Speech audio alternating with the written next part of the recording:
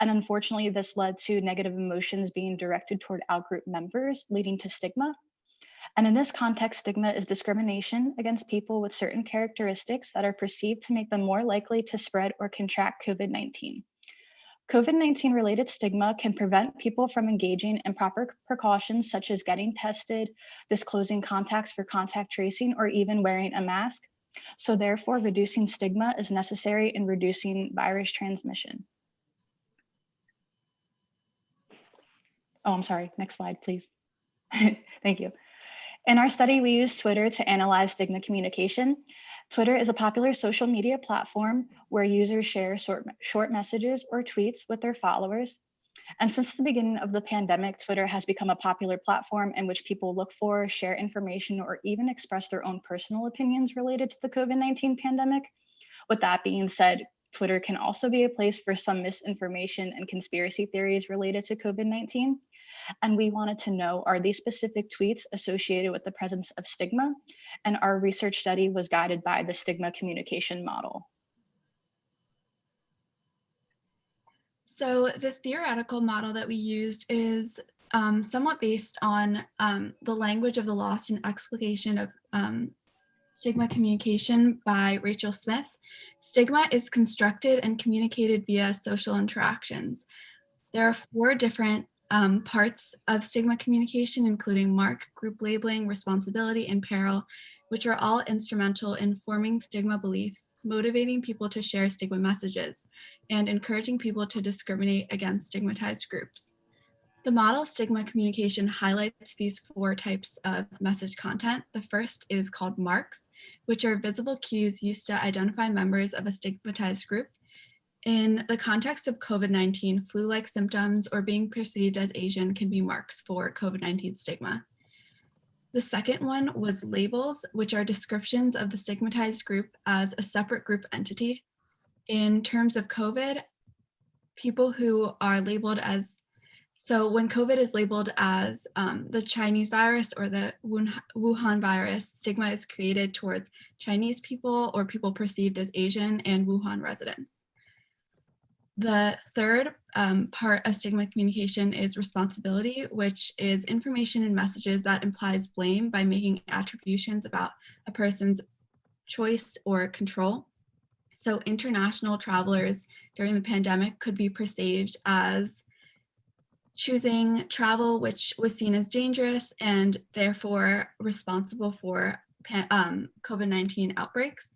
The last part of the stigma communication model was peril, which is information that links marked, labeled responsible individuals to physical or social dangers that threaten the well-being of the entire community. Next slide, please.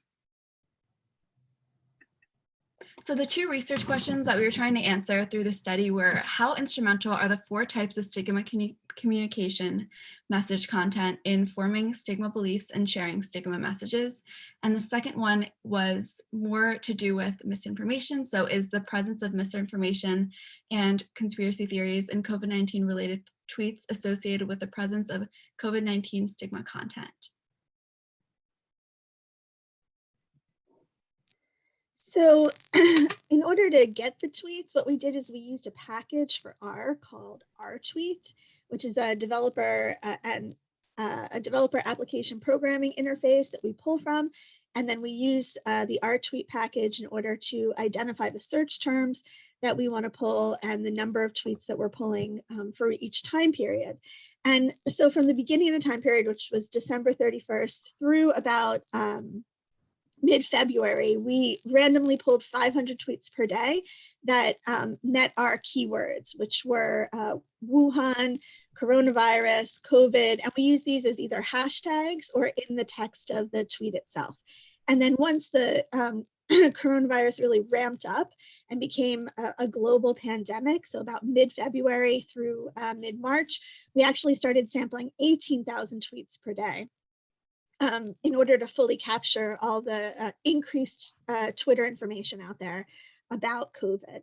So one of the things we had to worry about was tweet bots. And the idea of tweet bots is that they're automatic tweets sent out by computers or people posing as as other people in order to get disinformation out and spread, certain sentiments. And we've seen this in terms of Russian interference with the election through Twitter. And it's something that happens in every aspect of Twitter. So in order to reduce the influence of these tweet bots, we actually only looked at tweets that were pulled from sources that were likely to be from actual people, like Twitter for Android or Twitter for web applications. And we also eliminated any tweets that were retweets or or non-unique, so that we can make sure that we were getting unique views of individuals. And then once we did that, we actually ended up with 155,000 randomly selected unique tweets for that time period. And then out of that, we picked a random sample of 7,000 tweets, which we thought were reasonable in terms of human coding abilities in order to do the content analysis. The next slide.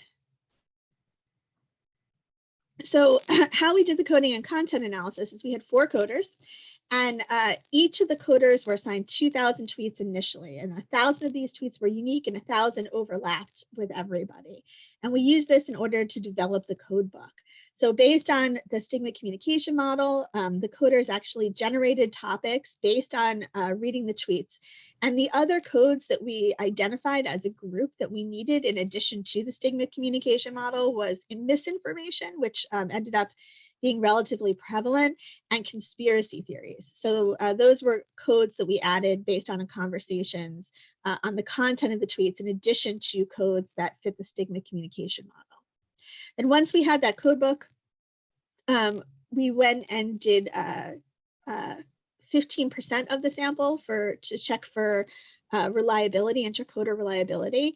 And we found that the intercoder reliability was pretty strong. So it went from 0.75 all the way to 0.92, sorry, for all of the codes, which is a very strong intercoder reliability, showing that we were really coding what everyone was seeing the same way in terms of the tweet content. And then we did content analysis for all of the 7,000 tweets in order to identify the presence of the codes, which we coded as either 0, 1, present or not present. And the unit of analysis was actually the tweet itself. Okay, so this is what we found. We found that about 1 in 4 tweets included at least one type of the message content that is instrumental in developing and communicating COVID-19 stigma. It's actually a high number here. And this breaks this down to talk about each message content. The first one is mark, right, which are the message cues used to identify members of a stigmatized group. And we found that about 3.5% of the tweets included COVID-19 marks. And we further identified 4 different types, which are flu-like symptoms, personal protective equipment, Asian origin, or healthcare provider and essential workers. And here are some example tweets we pull out from our data. So basically is that when you have some flu-like symptoms, or you are using this personal protective equipment, or you have this Asian physical appearance, or if you are the healthcare providers, people are more likely to identify you as a person in this stigmatized group. And then the next one is group labeling, which are the message cues people created to categorize the stigmatized group as a different group entity. And we found that about 1.2% of the tweets actually included this COVID-19 group labeling. So very classically, it has Wuhan, China, or Asian virus. And also, some people call this as Trump virus. So here, people began to use this as a way to express the different political opinions, but either intentionally or unintentionally, it stigmatized people with COVID-19. And next, we have responsibility, which are the message content that implied blames by making attributions about people's choice or control. And we found that about 2% of these 7,000 tweets included COVID-19 responsibility. So we have 3 categories here. One is different eating habits. So people trying to blame people who have different eating choice or food preference. The second one is traveling. So as this example shows that people blame other people who travel around that may transmit the COVID-19. and also violating precaution in general. So people also would blame people who do not stay at home, don't wash their head, or don't stay a very good hygiene that may contribute to the virus. And lastly, we have peril, which are informations underlying the danger that a stigmatized group may have to the rest of the society. And this is very high in our sample. So we found about 20% of the traits included COVID-19 peril. And we identified 4 specific categories, which are health, normal life, economy, and healthcare systems. So if you're talking about how COVID-19 may be dangerous to their own health, to their own normal life, to the economy, and also the burden they have for the healthcare system.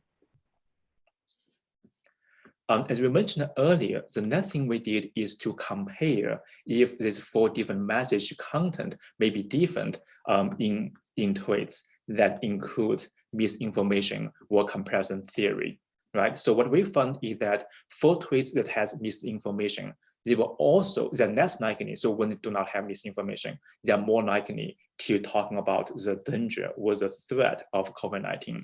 But for conspiracy theory, such as people talking about, oh, COVID-19 was created by God to destroy LGBTQ people, was created by 5G, something like that. So when the tweet has also conspiracy theory, they are more likely to label the virus as either Wuhan virus or the Trump virus. And also they're more likely to blame other people for the situation, but they're less likely to talk about the danger of the threat of COVID-19. So this is what we found. So our study has several important implications for effective health communication and for people who were stigmatized during this time. The first one would be mask wearing.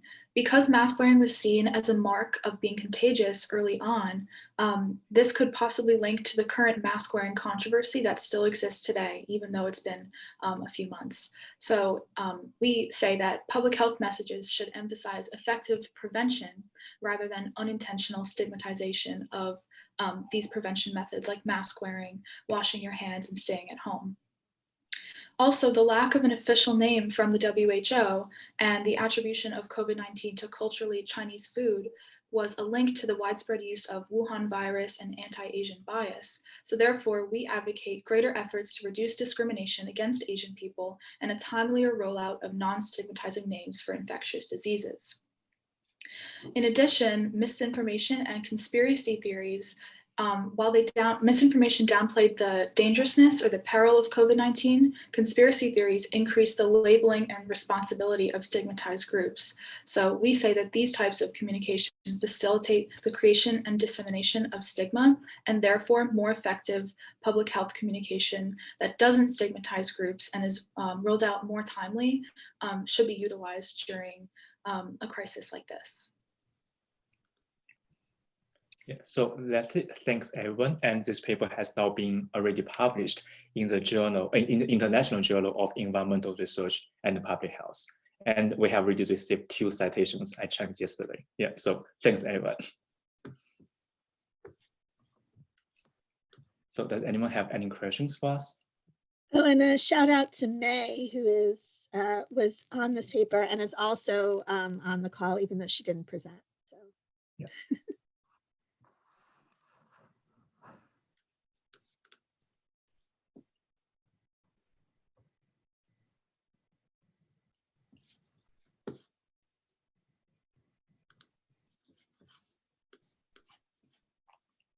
Any questions? If not, I will head back to Kathy.